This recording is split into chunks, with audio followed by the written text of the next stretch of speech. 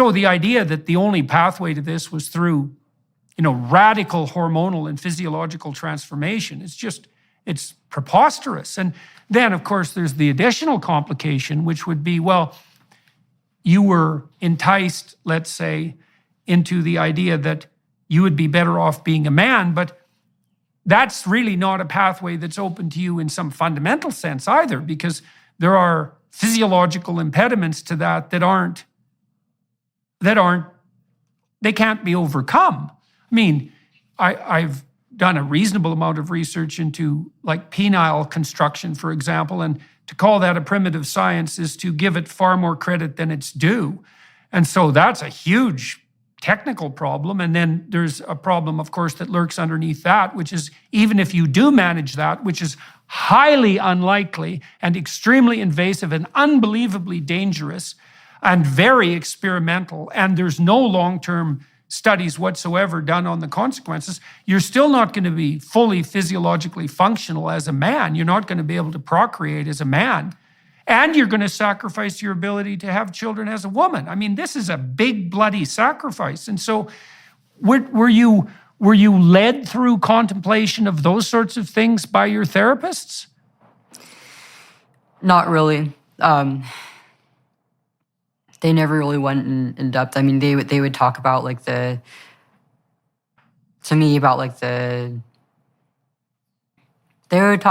side effects, and also basically give propaganda to my parents that this was going to make me better. This is going to improve my distress and make me happier. And I felt the same way. I thought, the things I heard from both the physicians and from the research I did online basically gave me this idea that I was going to become my real self, that I would become a whole person in doing this. And it didn't.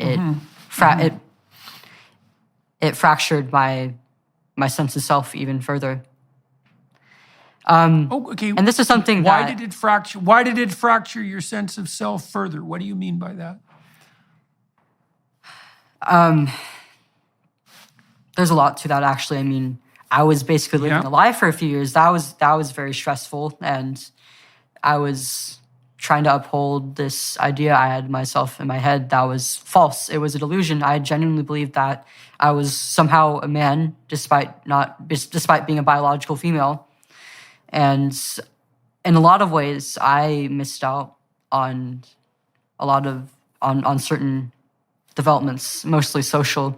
I'm still, I didn't really go through the crucial social female socialization that goes on throughout late middle school or in high school. My dating pool was also affected by this. I was mostly attracted to men. I didn't really have much of an interest in women, but most of the people who were interested in me in high school were women. And the few guys who admitted attraction to me, it seemed very sexual in nature, and it felt like, if anything, I was just like a fetish to them almost. And I didn't want to have anything to do with that. Mm-hmm. Yeah, that sounds extremely complicated.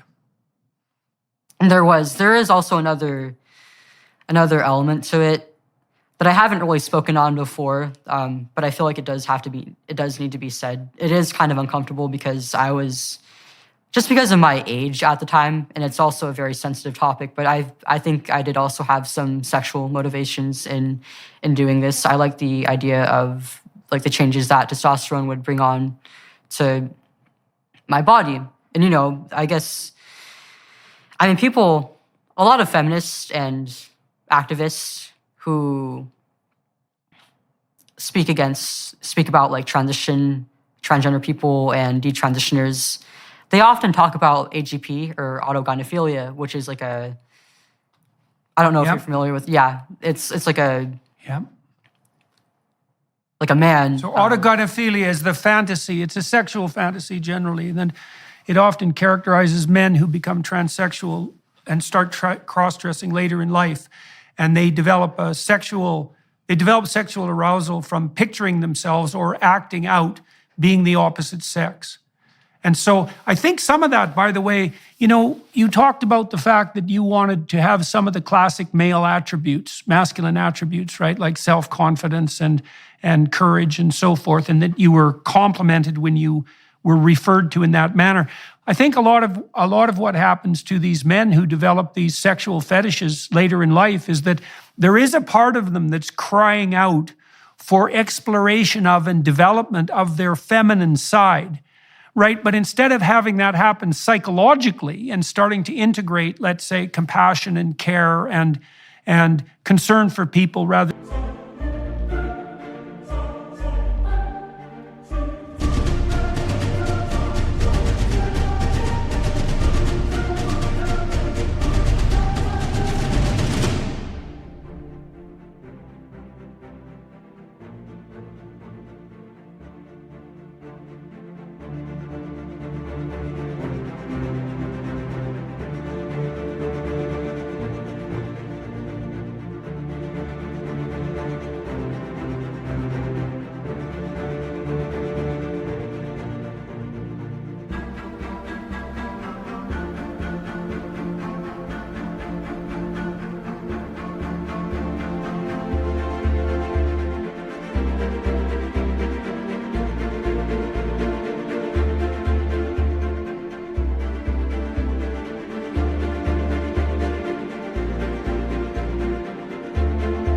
than things, instead of integrating those cross-sexual proclivities, they start to act it out as if it's a concrete reality, right? And you were definitely enticed into doing that. But you also said, and you know, don't let me delve into this more than you're comfortable with, but you also said that there was a sexual element specifically. So was there something in your fantasies about what was that? Was that about you being a boy? You said you were still attracted to women. So we brought this up, we might as well clarify it. What was the nature of the interaction with sexuality? I mean, it's obviously relevant. It was fantasies about about being a man, about being male and having like masculine attributes to my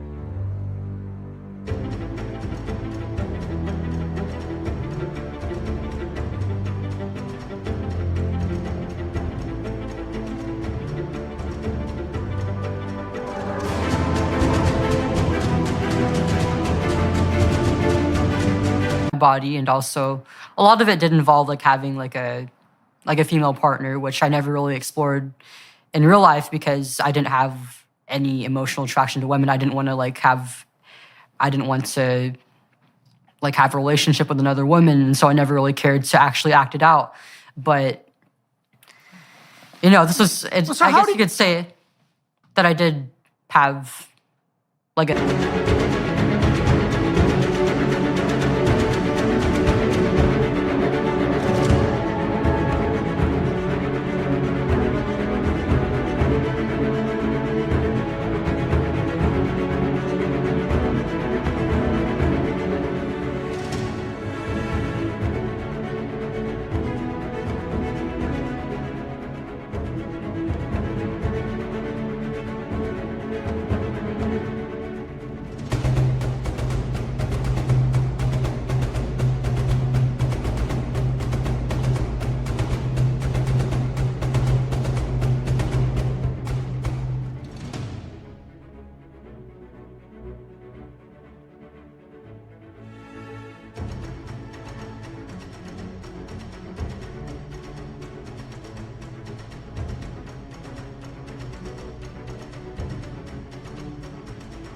female analog of autogynephilia.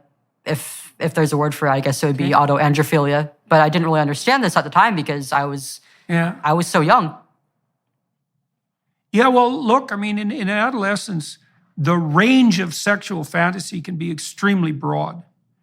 And there is a difference between fantasy and real life. I mean, people will fantasize about things that they won't do in their real life. And the fact of the fantasies, it can become pathological if people dwell on it, but the fact that the fantasy covers a wider range than behavior would is actually more an indication of the creative capacity of fantasy, right? I mean, we'll do things in our dreams, for example, or play out scenarios in our dreams that would never occur in real life. And it's because part of the human capacity for ingenuity is the capacity to imagine multiple different scenarios.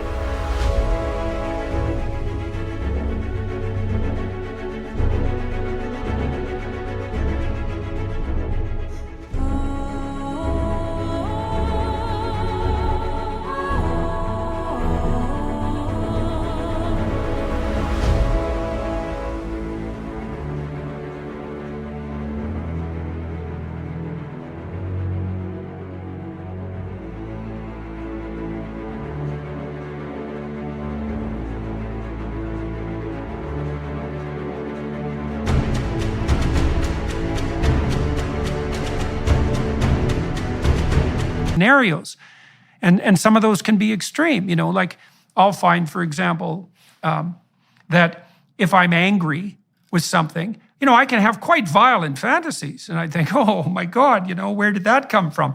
But that doesn't mean that I would act them out, or at least I hope it means that I wouldn't act them out. So our fantasy life is broader than our actual life. And you border the acting out of your fantasies by social necessity in some sense. So the mere fact that you were having those fantasies, that's not an indication of anything that's in and of itself pathological. That's still well within the realm of normative adolescent sexual fantasy, I would say. Maybe it was a little more exaggerated in your case because of the testosterone, and maybe even to some degree because of your more masculine temperament, but it's still well within the range of normality.